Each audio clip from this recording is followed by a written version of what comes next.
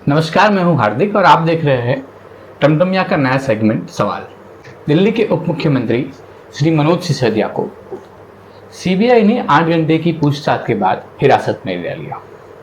हमें यानी टमटमिया को सीबीआई की किसी भी कार्यवाही पे शक नहीं है, पर यह सवाल तो जरूर बनता है कि हर बार चाहे ईडी हो, चाहे सीबीआई हो, चाहे पुलिस हो, उसका डंडा सिर्फ विपक्ष पे ही क्यों चलता है, सत्ता पक्ष इससे बच क्यों जाता है। बीते दिनों कांग्रेस पार्टी के राष्ट्रीय प्रवक्ता पवन खेड़ा को पुलिस ने हवाई जहाज से उतार के हिरासत में लिया। तो ये क्या है? यही तो हम सवाल पूछ रहे हैं ना कि विपक्ष पे ही ये सीबीआई, ईडी और पुलिस का डंडा क्यों चलता है। अगर इसका जवाब ये भी हो सकता है कि सत्ता पक्ष है, उन्होंने कोई गलती ही नहीं की है, सत्ता पक्ष में कोई दाग ही नहीं है, पर ऐसा भी तो नहीं है ना। क्यों नहीं है ये बताते हैं। पवन खेड़ा को इसलिए हिरासत में लिया गया था क्योंकि उन्होंने प्रधानमंत्री जी पे टिप्पणी कर दी थी। वैसी टिप्पणी जैसे बीजेपी के कार्यकर्ता और काफी पक्षों के कार्यकर्ता या नेता भी राहुल गांधी को पप्पू के कह के बुलाते हैं, वैसे ही टिप्पणी पवन खेड़ा से हुई थी।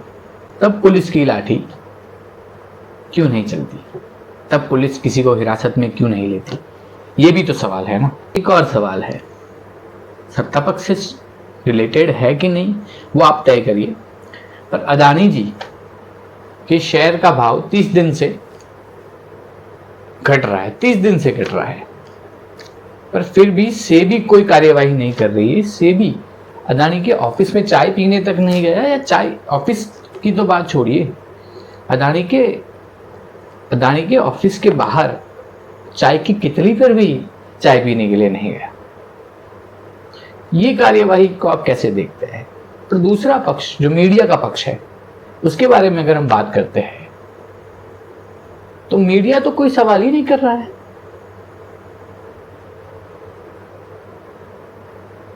ऐसा मीडिया हम चाहते हैं क्या?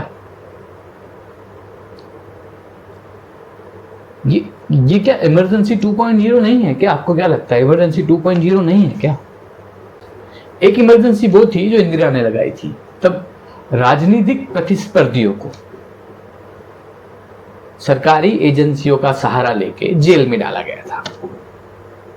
ये इमरजेंसी क्या है, ये भी आप समझ सकते हैं ना कि ये अघोषित इमरजेंसी है। वो घोषित इमरजेंसी थी, तब घोषणा की गई थी कि इमरजेंसी है। अभी कोई घोषणा नहीं हुई, लेकिन बात तो वही हो रही है ना।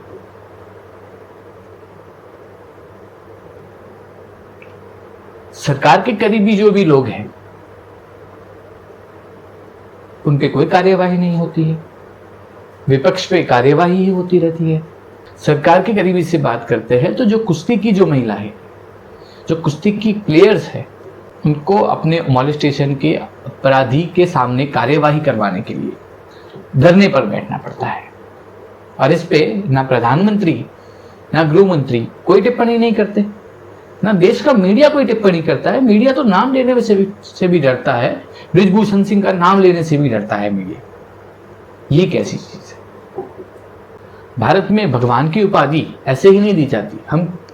हमने खेल में भी, क्रिकेट में भी किसी को भगवान की उपाधि दी है, फिल्म में भी किसी को भगवान की उपाधि दी है, पर क्या वे भगवान, जब क्रिकेट के जो भगवान हैं, वो इन खिलाड़ियों के साथ खड़े रहते हैं?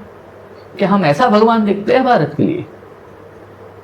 भारत का भगवान क्या इतना कमजोर है कि चंद दिनों के आए हुए मंत्री के सामने झुक जाता है, नहीं बोल पाता? भारत का मीडिया का इतना कमजोर है? भारत का मीडिया तो आप समझ लीजिए नाम लेने से डरता है। ये क्या है? वो इमरजेंसी की जो बात है, तो इमरजेंसी में भी 28 जून को इंडियन एक्सप्रेस ने इमरजेंसी के सामने पूरा एक पेज, फ्रंट पेज खाली छोड़ दिया था विरोध के लिए, क्योंकि सरकार उनको जो भी छापना था वो सरकार एक बार पढ़ने के बाद अप्रूवल देती थी। तो इंडियन एक्सप्रेस ने लिखी नहीं, कुछ छापा ही नहीं। वो एक विरोध ही तो था ना। पर अभी कौन विरोध कर रहा है? अभी ये मीडिया का ये कर रहा है क्या? आप ही देख रहे हो ना, ये मीडिया चाहे कोई भी, मैं किसी एक मीडिया की बात नहीं कह रहा हूं, सारे मीडिया की बात कर रहा हूं कि ये कर रहा है मीडिया। अगर मीडिया डायरेक्ट सवाल नहीं कर सकता तो राहुल गांधी के सवाल ही तो छाप दे। राहुल गांधी जो संसद में सवाल किए थे वही तो छाप दे, वही भी नहीं छाप रहा है। अगर सरकार से इतना ही डर है तो अदानी जी से पूछ ले कुछ। अदानी जी के इतने इंटरव्यू लिए, अभी और एक इंटरव्यू ले लो और पूछ ले कि आपका इतना रैंक गिर क्यों रहा है। विश्व के उद्योगपतियों में नाम था आपका, अभी 33 नंबर पे आप क्यों आ गए हो? क्या मीडिया ये भी नहीं पूछ सकता हमारा? इतना कमजोर मीडिया हम चाहते हैं क्या?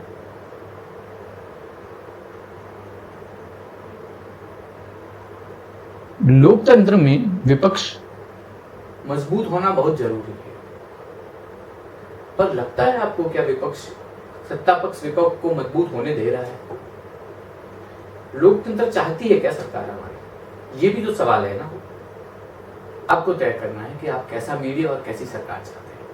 अगर आपको चाटुकार मीडिया पसंद है तो आपको मुबारक है, पर अगर आप लोकतंत्र में भरोसा करते हैं तो हमारे जैसे यूट्यूबर्स को सपोर्ट कीजिए, हमारे चैनल को सब्सक्राइब कीजिए, लाइक कीजिए, शेयर कीजिए, लोगों तक पहुंचाइए। सिर्फ मैं ही नहीं हूँ, मेरे जैसे कई यूट्यूबर्स हैं, उनको भी फॉलो कीजिए, उनको भी सब्सक्राइब कीजिए, उनके भी लाइक बढ़ाइए, और उनको अगर फाइनेंशियल मजबूती की जरूरत है तो थोड़ा बहुत हेल्प भी कीजिए। अगर आप हमें हेल्प करना चाहते हैं, क्योंकि हमारा जो भी मॉडल है वो आपके पैसों से ही चलता है, हम यूट्यूब के अर्निंग से ही चलते हैं, तो अगर आप हमें हेल्प करना चाहते हैं तो नीचे दिए गई ईमेल आईडी पे आप हमें कांटेक्ट कर सकते हैं, और मेरा मोबाइल नंबर भी मैं नीचे लिंक में दे दूंगा, या फिर अभी नीचे शो हो रहा होगा, अभी नीचे शो हो रहा होगा आपको, वो मेरा मोबाइल नंबर है। आप मुझे कांटेक्ट करके जो भी आप धनराशि मुझे देना चाहते हैं आप दे सकते हैं। गाली भी, अब मोबाइल नंबर दिया है तो आप गाली भी देंगे, गाली देना है या सराहना करनी है वो तो आपके हाथ में है। पर गाली दोगे भी क्या करोगे? अगर गाली दोगे तो भी हम तो आपके लिए सवाल उठाएंगे, आपके रोजगार के लिए सवाल उठाएंगे। आपको नौकरी क्यों नहीं मिल रही, ये सवाल हम उठाएंगे। आपका जो चाटुकार मीडिया है, जो दलाल मीडिया है, इस पे बात नहीं करेगा, वो सिर्फ हिंदू मुसलमान पे बात करेगा। तो अगर आप चाहते हैं कि आप अपने देश को आगे बढ़ता हुआ देखना चाहते हैं तो हमारे जैसे यूट्यूबर्स को सपोर्ट कीजिए। ये वीडियो देखने के बाद काफी लोग मुझे गालियां देने लगेंगे कि कांग्रेसी है, लेफ्टिस्ट है, कहीं ना कहीं आपसे इसका संपर्क है, पर हम तो पत्रकार हैं और बात करते हैं सही की, और सवाल करना हमारा धर्म है। तो सवाल करते रहेंगे आपकी बेहतरी के लिए। नमस्कार, मेरा नाम है हार्दिक।